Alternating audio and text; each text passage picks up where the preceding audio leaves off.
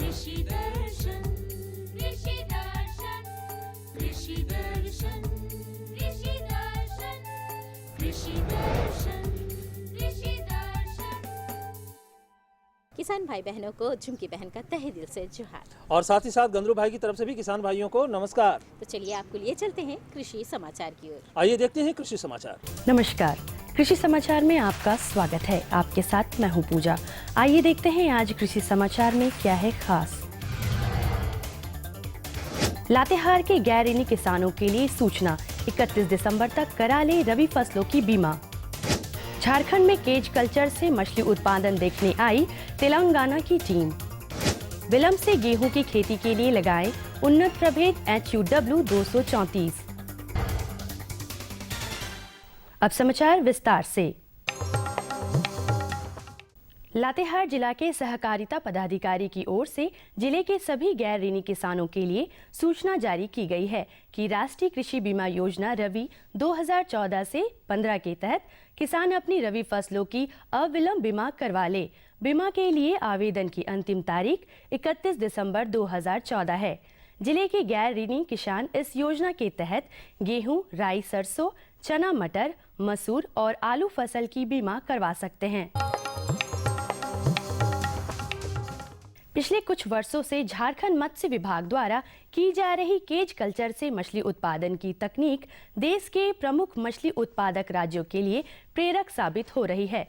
इसी तकनीक का निरीक्षण करने के लिए पिछले दिनों तेलंगाना के राज्य के 2 मत्स्य पदाधिकारियों के साथ 30 प्रगतिशील मछली पालक झारखंड दौरे पर आए हैं। इस दौरान वे चांडिल डैम में केज कल्चर फीड और अन्य सरकारी योजनाओं की जानकारी लेंगे। किसान भाई लत्तेदार सब्जी फसल लगाने से पहले बीजोपचार जरूर कर ले। इसके लिए कार्बेंडाजिम या ट्राइकोडर्मा दवा से बने घोल से बीजों को उपचारित कर ले। किसान भाइयों को लत्तेदार सब्जी फसलों की खेती में सबसे बड़ी समस्या आती है रोग, व्याधि और कीटों के प्रकोप से। फसल लगाने से पहले अगर बीजोपचार कर लिया जाए तो इन खतरों से बचा जा सकता है। बीजोपचार के लिए किन दवाइयों का कितनी मात्रा में उपयोग किया जाए, आइए इस संबंध में जानते हैं अपने विशेषज्ञ से। जब भी आप जो है लत्तेदार सब्जियों को लगाएं तो उसका बीज उपचार करें। बीज उपचार के लिए आप कार्बेंडाजिम ले लें 2 ग्राम प्रति केजी सीड के लिए, ये जो है रिकमेंडेड डोज है। और यदि आपके पास ट्राइकोडर्मा है तो आप ट्राइकोडर्मा से बीज उपचारित करें, वो जो है 10 से 12 ग्राम प्रति केजी सीड के लिए है। साथ ही साथ जब आप फसलों को लगाएं तो जहाँ पे आप जो है फसल लगाने जा रहे हैं वहाँ पे वर्मी कंपोस्ट या गोबर की सड़ी हुई खाद के साथ ट्राइकोडर्मा को मिला के तभी वहाँ पे जो है बीजों को लगाएं। इससे आपकी फसल रोग मुक्त और ज़्यादा उत्पादन देने वाली होगी। जो किसान किसी कारण से अभी तक गेहूं की बुआई नहीं कर पाए हैं, वो देर से लगाए जाने वाले उन्नत प्रभेदों का चयन करें। गेहूं के उन्नत प्रभेदों के चयन के संबंध में आइए जानते हैं अपने कृषि विशेषज्ञ से। तो किसान भाई अभी गेहूं की बुआई नहीं किए हैं और जो दिसंबर माह में अभी लास्ट में बुआई कर रहे हैं किसान भाई, उसके लिए जो अनुशंसित वैरायटी है उसमें HUW 234 है, की 9107 है, जो कि दोनों सीजन में समय से और लेट से दोनों में वैरायटी उपयोग होते हैं। HP 1744 है, 2643 HD जो गंगा वैरायटी के नाम से प्रसिद्ध है और बाज़ार में उपलब्ध है। ये 2-3 किस्म है जो किसान भाई उसको उपयोग करेंगे तो वो बहुत ही अच्छा उपज प्राप्त होगा।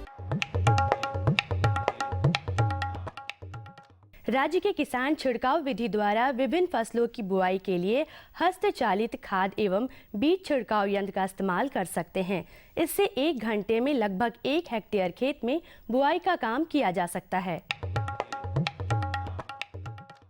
किसान भाई बैगन फसल में शूट यानी बंधक कीट और फल छेदक कीट के रोकथाम के लिए एक गंधपास यानी एक फेरोमोन ट्रैप 5 एकड़ की दर से लगाएं।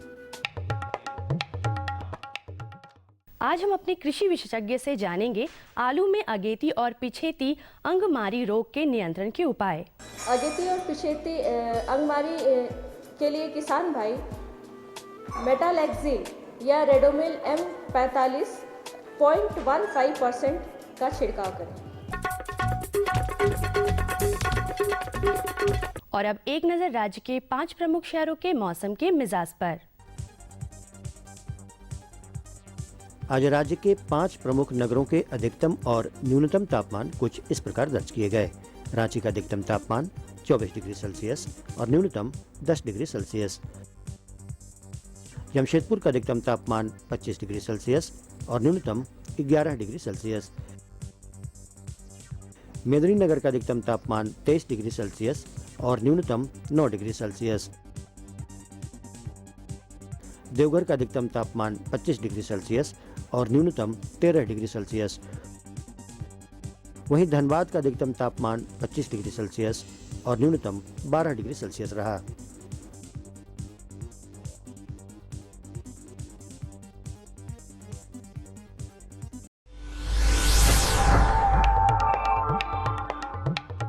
और अब मंडी भाव में आइए नजर डालते हैं अनाजों के भाव पर। आज कृषि उत्पाद बाजार समिति पंडरा रांची में विभिन्न खाद्यान्नों के थोक भाव कुछ इस प्रकार दर्ज किए गए। चावल मोटा 2100 रुपए से 2350 रुपए, चावल मध्यम 2450 रुपए से 2800 रुपए, चावल उत्तम 3800 रुपए से 4400 रुपए, गेहूँ 1650 रुपए से 1850 रुपए, चना 3300 रुपए से 3400 रुपए, दाल अरहर 6600 रुपए से 7100 रुपए, दाल मसूर 6200 रुपए से 6800 रुपए, दाल चना 3600 रुपए से 4200 रुपए, सरसों तेल 8500 रुपए से 9500 रुपए, चीनी 3250 रुपए से 3350 रुपए, आलू 1600 रुपए से 1800 रुपए और प्याज 1500 रुपए से लेकर 1700 रुपए प्रति क्विंटल रहा। कृषि समाचार में आज इतना ही। अगले दिन अगले अंक में फिर होगी मुलाकात कुछ ताज़ा तरीन खबरों के साथ। तब तक के लिए दीजिए इजाजत। नमस्कार, जोहार। कृषि समाचार के अंतर्गत आपने जानकारी ली मंडी की भाव के बारे में, मौसम के मिजाज के बारे में और तरह तरह की खेती बाड़ी के बारे में। लेकिन अब वक्त हो चला है एक छोटे से विराम का, कहीं जाइएगा नहीं। ये लो और बताओ। बस। अरे ये क्या भैया जी, बस इतनी सी रासायनिक खाद? किसानी छोड़ रहे हो क्या? किसानी नहीं, नादानी छोड़ रहे हैं। मिट्टी की जांच कराई है। अब तो लालाजी जितनी जरूरत है उतने ही उर्वरक खेत में डालेंगे। हाँ, किसान भाई आज ही अपने जिले की नजदीकी भूमि परीक्षण प्रयोगशाला में मिट्टी की जांच जरूर करवाएं और मिट्टी में पोषक तत्व, नमी व पौधे के विकास को देखते हुए केवल जरूरत के अनुसार ही पोषक तत्व डालें। और हाँ, मिट्टी में गंधक, जस्ता, बोरोन जैसे सूक्ष्म पोषक तत्वों का पता लगाना भी न भूलें। उर्वरक और जैविक खाद के सही उपयोग से भूमि का उपजाऊपन बनाए रखें, उत्पादकता बढ़ाएं, खर्चा घटाएं और बहुमूल्य विदेशी मुद्रा बचाने में भी सहयोग दें। और हाँ, धीमी गति से नाइट्रोजन उपलब्ध कराने वाले उर्वरकों जैसे नीम लेपित यूरिया को प्राथमिकता दें और यूरिया का पत्तों पर छिड़काव करें। अरे वाह, तू तो सचमुच समझदार हो गया रे। अधिक जानकारी के लिए संपर्क करें जिला कृषि अधिकारी या किसान कॉल सेंटर।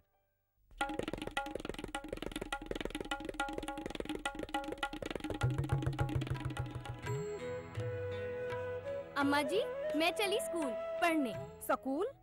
पर शादी के वक्त तो तूने कहा था कि तू पढ़ी लिखी है। अरे अम्मा जी, फार्म स्कूल जा रही हूँ खेती की नई नई बातें सीखने। आप भी चलो ना। फार्म स्कूल, जहाँ खेतों में पैदावार बढ़ाने की हर बात किसानों को सिखाई जाती है, जैसे मिट्टी के हिसाब से सही खाद, बढ़िया बीज और जरूरत के मुताबिक कीटनाशक, ताकि कम लागत में अधिक मुनाफा। विराम के बाद एक बार फिर से तमाम किसान भाइयों का स्वागत है। हाँ। तो झुमकी बहन, अब जानकारी का सिलसिला शुरू किया जाए। बिल्कुल नेकी और पूछ फटाफट जानकारी दीजिए हमारे। तो चलिए किसान भाइयों को फटाफट जानकारी आज उपलब्ध कराते हैं। आज पहली जानकारी हम अपने किसान भाइयों को दे रहे हैं झारखंड में सब्जी की समेकित खेती के बारे में। बिल्कुल, आज जानकारी दे रहे हैं हमारे विशेषज्ञ डॉक्टर वीके झा जी। आज हम बात करेंगे सब्जी आधारित समेकित कृषि के बारे में और इस पर बात करने के लिए हमारे साथ हैं डॉक्टर वीके झा साहब। सर, आपसे ये जानना चाहेंगे कि झारखंड के किसान तो सब्जियों की खेती करते हैं, लेकिन वो उसमें और फ़ायदा कैसे कमाएं, इस पे हम बात करेंगे और बात करेंगे समेकित खेती के बारे में। तो डॉक्टर साहब, हमें ये बताएं कि समेकित कृषि आखिर होती क्या है? किसान भाइयों, जैसी चर्चा हो रही है, जैसे कि आप सब्जियों की खेती करते ही हैं, लेकिन सब्जी आधारित अगर आप समेकित कृषि प्रबंधन करें तो यह आपको ज़्यादा फायदे देगी और यह टिकाऊ कृषि के लिए भी आपके लिए अच्छा रहेगा। साथ में जैसे हम समेकित कृषि की बात करें और खास करके सब्जी आधारित, चूँकि हम सब्जी आधारित इसलिए किसान भाइयों आपको बताना चाहते हैं कि सब्जी हमारे यहाँ एज ए कैश क्रॉप के रूप में बहुत बड़े पैमाने पर झारखंड में की जा रही है। लेकिन साथ साथ आप सिर्फ आप सब्जियों पर आधारित रहें, उसी की जगह आप सब्जियों जो भी आपके पास ज़मीन है तो उसमें अगर आप समेकित कृषि प्रबंधन करें, जिसमें कि आपके पास अनाजीय फसल हो, दलहनी हो, तिलहनी हो, फलों का बगीचा हो, अगर आपके पास कोई लोलैंड ज़मीन हो तो वहाँ पे अगर आपने तालाब का निर्माण किया है तो वहाँ मछली पालन हो, जैसे आपके पास गौ पालन आप कर रहे हो तो उसमें आपका वर्मी कंपोस्ट उत्पादन हो, फार्म यार्ड मैन्योर की उत्पादन हो। तो कहने का तात्पर्य यह हो, जैसे कि आपके पास अभी हमारे क्षेत्र में लाह की भी बहुत अच्छी खेती हो जाती है, तो बॉर्डर प्लांटेशन आप जैसे फ्लेमिंजिया एक सेमिलता एक पौधा है तो उसको आप करें। तो इस तरीके से समेकित कृषि प्रणाली से अगर आप सब्जी आधारित ही कर रहे हैं और समेकित कृषि प्रणाली कर रहे हैं तो आपके पास एक तो यह हो जाता है कि प्रति वर्ग मीटर जो हम कहते हैं आमदनी आपको ज़्यादा प्राप्त होगी अपने ज़मीन से। दूसरी है कि आपकी पौष्टिक जो संतुलन जो होती है परिवार के लिए वो आपको विभिन्न तरह के घटकों से आपको प्राप्त होगी। साथ में जो है कि आपके इसमें जो जीविकोपार्जन के लिए जो है कि आपको लाभ जो है अधिक प्राप्त होगी। और दूसरी चीज़ है कि इसमें अगर किसी चीज़ के जैसे सब्जियों की खेती में आपको अगर जो मुनाफा प्राप्त हो रहा है उससे अगर कहीं मौसम की वजह से आपकी अच्छी पैदावार नहीं आई तो लेकिन साथ में आपकी दूसरी फसलें रहेंगी तो वो आपको जो है आपको मुनाफा जो है वो आपको दे जाएंगी। इस तरह से आपका क्या है कि जब आप इन प्रोडक्टों में सबसे बड़ी बात है कि जब आप रिसाइकलिंग भी करते हैं, एक का उत्पाद जो होता है वो दूसरे की इनपुट होती है, तो इस तरीके से खेती में पूंजी की भी आपकी जो है बचत होती है।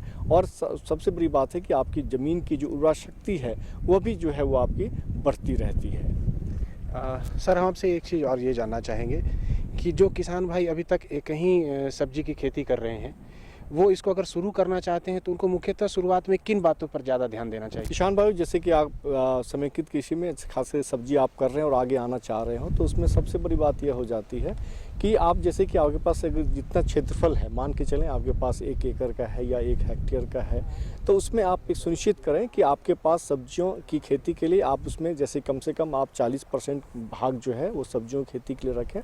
बाकी अनाजीय सब्जियों के लिए आप जो भी आपके वहाँ जो आपका यहाँ का उस जलवायु क्षेत्र में जो आपके यहाँ अधिक उपज प्राप्त हो रही हो तो उसका आप करें। और ख़ास करके इसमें एक यह भी करें कि जैसे कि आप यह जो अनाजीय फसलें हैं, दलहनी हैं, तिलहनी हैं, या अगर आप गौ पालन कर रहे हैं, चारा की फसलें हैं, तो इसमें आप मेड़ों को भी ऊंचा रखें ताकि बरसात की जो पानी हमारी आती है, चूँकि हमारा रेनफेड फार्मिंग सिस्टम होता है झारखंड में, वर्षा आधारित समेकित कृषि प्रणाली, तो उसमें आप नमी को भी बना करके रखें वो मेड़ की ऊंचा करने से। और ख़ास करके आप इन फसलों में समायोजन इस तरह से करें कि खास करके जब आप खरीफ की धान फसलें आप ले लेते हैं, अनाजीय में बात कर रहा हूँ, तो उसके बाद जो फसलें लेते हैं तो खासकर इसमें आपकी पानी की आवश्यकता जो है पौधों को कम पड़े। जैसे कि आप मक्का है या स्वीट कॉर्न है तो उसमें आपकी कम पानी में भी आपकी जो बची हुई नमी मात्रा है और 1 से 2 सिंचाई की आपको आवश्यकता हो, तो इस तरीके से कम जल की आवश्यकता वाली फसलों को और साथ में जो आपकी फसल चक्र है इसको ज़रूर आप अपनाते हुए, और इसमें आप जो है जब समेकित कृषि प्रणाली में आते हैं तो आपको इन सभी चीज़ों का ख्याल रखना पड़ेगा कि आप कितने क्षेत्रफल आप अपने मुनाफा के हिसाब से आप अपनी आवश्यकता के अनुसार से उस क्षेत्रफल को करें। लेकिन चूंकि हमारे क्षेत्र में सब्जियों की खेती अधिक और इससे किसानों को मुनाफा अधिक प्राप्त होता है, तो इसलिए जैसे कि आप अगर बरसात जैसे कि है उसमें आप वेजिटेबल सोयाबीन की कर रहे हैं, उसके बाद जैसे कि आप हैं तो मटर की खेती ले लें, उसके बाद जैसे कि है उसमें आप फिर दूसरी जो हमारी जो सब्जी के लिए जो मूंग आती है उसकी आप उत्पादन कर लें। तो इस तरीके से क्या है कि आपका क्रॉपिंग सिस्टम जो है फसल चक्र को अपनाते हुए नमी को बरकरार रखते हुए फिर आप जो हमारी क्रिटिकल सिचुएशन होती है मतलब फसलों में सिंचाई की तो वो कम आवश्यकता पड़े, तो इन सभी चीज़ों का इसमें ख्याल रखने की आवश्यकता होती है। डॉक्टर साहब से एक चीज़ और जानना चाहेंगे कि जो किसान इस तरह की खेती करते हैं उस पर भूमि पर क्या अनुकूल प्रभाव पड़ता है? तो समेकित कृषि प्रणाली में जाते हैं तो आजकल किसान भाइयों ज़्यादातर रासायनिक खादें बाजार से खरीद करके अपने खेतों में डालते हैं, लेकिन जब समेकित कृषि प्रणाली में आप आते हैं तो समेकित कृषि प्रणाली में जैसे कि आपके पास गौ पालन है तो उसमें आप जो है गोबर की खाद जो है तैयार होती है, साथ में आप वर्मी केचुआ खाद तैयार करते हैं, साथ में जैसे कि अभी हमारे पलांडू केंद्र की जो डिमॉन्स्ट्रेशन है उसमें आप देखेंगे कि उसमें जो हमारी गौ पालन होती है उसकी जो मूत्र होती है वो भी हम इकट्ठा करते हैं, और उसको इकट्ठा करने के बाद आप उसको 50% पानी में मिला करके आप इसको खेतों में आप इसको बेसल अप्लाई भी कर सकते हैं भूमि के तैयार करते समय, या फिर इसकी आप फोलियर स्प्रे भी उस पर ऊपर कर सकते हैं। तो इस तरीके से क्या होती है कि जो हमारी समेकित कृषि प्रणाली में आपकी क्या होती है कि मिट्टी की उर्वरक क्षमता की विशेष ख्याल रखा जाता है, क्योंकि आप इसकी उत्पादन कर रहे हैं तो आप अपने खेतों में भी इस्तेमाल कर रहे हैं। कि एकल कृषि प्रणाली से समेकित कृषि प्रणाली काफ़ी बेहतर है, इससे आपकी भूमि की उर्वरता भी बनी रहती है और आपके लाभ के अनुपात में भी बढ़ोतरी होती है। डॉक्टर साहब, इस विषय पे बहुत महत्वपूर्ण जानकारी देने के लिए आपका बहुत बहुत धन्यवाद। किसान भाइयों नमस्कार। बहुत अच्छी जानकारी थी ना। बहुत ही अच्छी जानकारी थी किसान भाइयों, और हम उम्मीद करते हैं कि इस जानकारी से आपको काफ़ी लाभ होगा। लेकिन यहाँ पर लेंगे एक छोटा सा विराम और दिखलाएंगे आपको एक संदेश।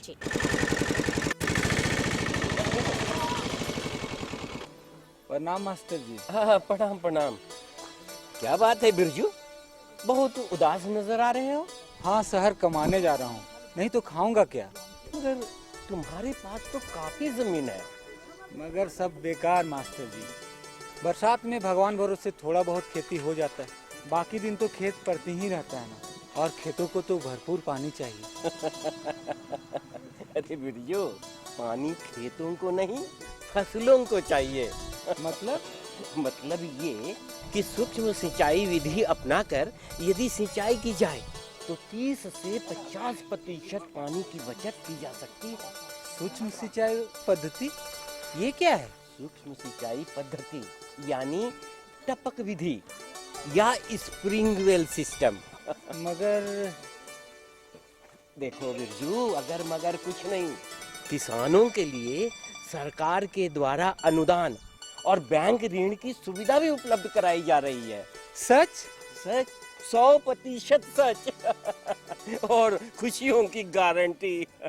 विराम के बाद एक बार फिर से स्वागत है आप सभी किसान भाई बहनों का, और आप देख रहे हैं हमारे साथ जुड़ चुके हैं हमारे बुधना भाई। तब बुधना का हाल चाल है? ठीक है जुन। तब दादा इस बार सोच रहे हैं ना कि प्याज लगाएं, तो उसका कैसे आधुनिक खेती किया जाए, इसके बारे में जिन बता देते तो। बहुत अच्छा सोच रहे हो, क्यों झुमकी बहन?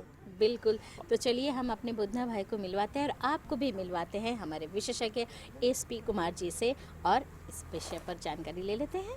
किसान भाइयों, आज हम आपसे चर्चा करेंगे प्याज के बारे में, उसकी वैज्ञानिक विधि के बारे में, जिसकी हमें बेहतर जानकारी देंगे हमारे विशेषज्ञ doctor SP Kumar sir. Sir, आपका हमारे कार्यक्रम में स्वागत है। सर, हमारे किसान भाइयों को बताइए कि जो भी हमारे किसान भाई प्याज की खेती कर रहे हैं, उनके लिए वो अपनी मिट्टी की तैयारी किस प्रकार से करें और वो अपनी मिट्टी का चुनाव किस प्रकार से करें? देखिए, मिट्टी जो है यहाँ के झारखंड की मिट्टी जो है प्याज की खेती के लिए सर्वोत्तम है, लेकिन चूँकि अम्लीय है तो उसमें चूना का भी प्रयोग करना चाहिए और खेत की गहरी जोताई करना चाहिए। 3-4 बार जो है गहरी जोताई करना चाहिए, और खेत का मिट्टी जो है जैविक खादों से भरपूर होना चाहिए, जल जमाव नहीं होना चाहिए, पानी का निकास अच्छा होना चाहिए। इन सब बातों पर जो है, और सॉइल का पीएच जो है 6 से लेकर के 7.5 के बीच हो। किसान भाइयों की समस्या होती है कि वो किस्मों का चुनाव किस प्रकार करें और कौन कौन से उन्नत प्रभेद है, ये हमारे किसान भाई जानना चाहें। जैसे पटना रेड है, पूना रेड है, पूसा रेड है, पटना रेड है, नासिक रेड है, अर्ली ग्रेनो है, अर्का रत्नार है, अर्का कल्याण है, NP 53 है। ये सब जो है उन्नत किस्म के वैरायटी हैं। इसको लगा करके किसान जो है काफ़ी जो है अपना उपज ले सकते हैं, अच्छा पैदावार ले सकते हैं। सर, जब हमारे किसान भाई उन्नत प्रभेद का चुनाव कर लिए हैं, उसके बाद वो उसे लगाएं कैसे, लगाने की विधि क्या हो, वो लगाने का समय क्या हो? देखिए, फर्स्ट ऑफ ऑल जो है इसका 2 तरह से खेती करते हैं, लगाते हैं। एक तो जो है बिचड़ा के द्वारा लगाते हैं। पहले हम सीड जो है लगा करके बिचड़ा तैयार करते हैं, इसके बाद जो है हम मेन प्लॉट पर ले जाके लगाते हैं। दूसरा जो होता है इसके बल्ब या से लगाते हैं। तो बल्ब सीड रेट बल्ब जो है थोड़ा सा ये कॉस्ट पड़ता है, लेकिन सीड का जो है, सीड के लिए हमको नर्सरी पहले तैयार करना पड़ता है। तो सीड को पहले उपचारित कर लेते हैं बेविस्टिन से या कैप्टन से या थीरम से। इसके बाद जो है नर्सरी जो है हम बनाते हैं। 1 हेक्टेयर के लिए 0.5 हेक्टेयर जो है चाहिए। तो जैसे 20 से 25 नर्सरी होती है, 3 मीटर लंबा, 1 मीटर चौड़ा, है ना। इस तरह से नर्सरी तैयार करते हैं। तो 25 से 30 नर्सरी होता है। उसको जो है 15 सेंटीमीटर ऊंचा बनाते हैं। उसमें जो है 500 ग्राम जो है ये NPK डाल करके जो है सब में डालते हैं, और उसमें सड़ा हुआ गोबर जो है देते हैं 2 kg 3 kg दे करके जो है, और बढ़िया जो है मिट्टी को जो है भुरभुरा बना लेते हैं। इसके बाद जो है हम लाइन खींच करके जो है करीब 1 सेंटीमीटर से 1.5 सेंटीमीटर तक जो है गहरा हम जो है उसमें बीज गिराते हैं। और इसके बाद जो है बुरबुरा सड़ा हुआ गोबर से या लीफ के पत्ती से जो खाद है उसे ढक देते हैं, पुआल से ढक देते हैं और हल्का सिंचाई जो है फव्वारा से कर देते हैं। इस तरह जो है नर्सरी जो है आपको तैयार हो जाता है। तो नर्सरी जो है तैयार होने के बाद जो है 7 से 8 सप्ताह का जब बिचड़ा हो जाता है तो मेन प्लॉट पर ले जाते हैं और तब लगाते हैं। और ये जैसे बल्ब से लगाना होगा तो 30 सेंटीमीटर लाइन से लाइन और 5 सेंटीमीटर जो है प्लांट से प्लांट जो है दूरी रख करके और हम जो है लगाते हैं। तो हम बल्ब से भी लगा सकते हैं और बिचड़ा से भी लगा सकते हैं। और सर अब जब हमारे किसान भाई इन प्याज को लगा चुके होंगे तो उर्वरकों का क्या महत्व है और वो किस मात्रा में दे और क्या समय हो इन्हें देने का? देखिए, खेत के तैयारी के समय ही उर्वरक का प्रयोग करते हैं, खाद एवं उर्वरक का प्रयोग करते हैं। उसमें जो है 20 क्विंटल से लेकर के 25 क्विंटल तक जो है सड़ा हुआ गोबर खाद देते हैं। 200 केजी जो है यूरिया, 300 से 400 केजी सिंगल सुपर फास्फेट, 100 से 110 केजी जो है म्यूरेट ऑफ पोटास देते हैं। खाद खेत की तैयारी के समय जो है आधा जो है यूरिया जो है देते हैं। जैसे मान लीजिए कि 200 केजी हम यूरिया दे रहे हैं तो वहाँ 100 केजी जो खेत की तैयारी के समय दे करके खेत में मिला करके सभी खाद जैसे स्फूर, पोटास और यूरिया, आधा यूरिया खेत के तैयारी के समय दे करके और हम खेत तैयार कर देते हैं। इसके बाद जो है 30 दिन बाद हम जो आधा 100 केजी बचा है उसको दे करके हम फिर लगाते हैं। देने के बाद जो है पानी से सिंचाई कर देते हैं और फिर 30 केजी जो बचा, हाफ जो बचा उसको जो है हम 45 दिन के बाद जो है दे करके सिंचाई कर देते हैं। सिंचाई जो है मैंने फ्रीक्वेंट करना चाहिए क्योंकि पानी इसके लिए बहुत ज़रूरी होता है। और जब भी सिंचाई करें तो निकौनी गुड़ौनी हमेशा करते रहें ताकि जो है मिट्टी जो है फ्राइबल रहे, उसको बल्ब को बढ़ने में जो है सुविधा हो। आपने अभी बात करी सिंचाई के बारे में, तो हमारे किसान भाइयों को सिंचाई के समय क्या सावधानियां बरतनी चाहिए सर? हाँ, सिंचाई जो है हल्का होना चाहिए, ये नहीं कि जो लबलब उसको पानी से भर दें। सिंचाई हल्का होना चाहिए और फ्रिक्वेंटली होना चाहिए, माने उसमें पानी जो है हाल रहे हमेशा, क्योंकि उसके ग्रोथ के लिए जो है प्रॉपर ग्रोथ के लिए जो बहुत सिंचाई बहुत ज़रूरी है। और जब भी सिंचाई दें तो उसको हल्का गुड़ाई कर दें।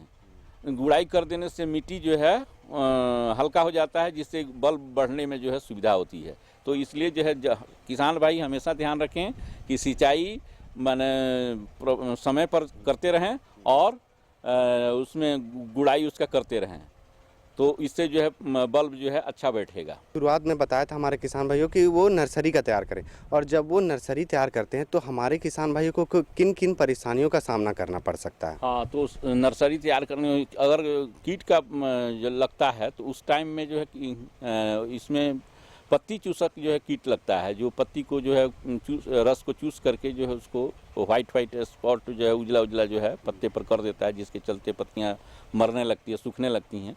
तो इसके रोकथाम के लिए जो है मेटासिस्टक्स 1.5 ml 1 लीटर पानी में घोल बना करके 10 से 15 दिन के अंतराल पर छिड़काव करने से जो है पत्ती चूसक जो है कीट का जो है रोकथाम हो जाता है। और इस तरह जो है करने से किसान जो है अपने खेतों को सुरक्षित रख सकते हैं और अच्छा उत्पादन ले सकते हैं। उत्पादन जो है पर हेक्टेयर जो है 300 से 400 क्विंटल प्रति हेक्टेयर आता है। अगर इन बातों का आप पालन करते हैं तो आपको बहुत ही अच्छा उपज होगा और आपको बहुत सारा लाभ होगा। तो सर, आपने हमारे कार्यक्रम में आया और हमारे किसान भाइयों को इतनी अच्छी जानकारी दी, उसके लिए आपका बहुत बहुत धन्यवाद। तब उतना समझ में आ गई बात? हाँ, प्याज की खेती के बारे में इतना बढ़िया जानकारी हमारे विशेषज्ञ साहब दिए, तो पूरा समझ गया ना? पूरा समझ गए जून। खुशी से आंख में आंसू आ रहा है बुतना का, प्याज से नहीं। तो आप लोग को पूना चलना है क्या? अरे जरूर। तो चलिए किसान भाइयों, छोटी सी जानकारी और ले लें। भारतीय मौसम विभाग पुणे से प्राप्त आज का मौसम पूर्वानुमान इस प्रकार है। आसमान में हल्के बादल रह सकते हैं। हवा उत्तर से पश्चिम की ओर 5 किलोमीटर प्रति घंटा की गति से चल सकती है। आज का अधिकतम तापमान 22 डिग्री सेल्सियस और न्यूनतम 9 डिग्री सेल्सियस रहने की संभावना है। अब मौसम पूर्वानुमान पर आधारित कृषि सलाह। अभी के मौसम में आलू फसल में अंगमारी रोग के आक्रमण का खतरा रहता है।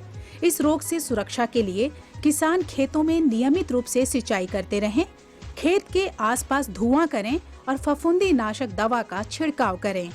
पहले से बोई गई दलहनी और तेलहनी फसलों में आवश्यकता अनुसार निकाई गुड़ाई करें। जो किसान धान काटने के बाद गेहूं की खेती करना चाहते हैं, वे मिट्टी में मौजूद नमी का लाभ उठाते हुए अविलंब खेत की तैयारी करके बुआई करें। चलिए, ये काम भी हमारा पूरा पूरा हुआ, हो गया। लेकिन एक काम हम दोनों का बचा है। फटाफट कागज और कलम उठा लीजिए और हमारा पता नोट कीजिए, ताकि आप अपने सुझाव और समस्या हम तक लिखकर भेज सके। हमारा पता है कार्यक्रम कृषि दर्शन, कृषि प्रकोष्ठ, द्वारा केंद्र निदेशक, दूरदर्शन केंद्र, राथू रोड, रांची। पिन संख्या है 834 तो हमें रहेगा आपके खतों का बेसब्री से इंतजार। तो किसान भाइयों, इसी के साथ हम सबों को दीजिए इजाजत। नमस्कार।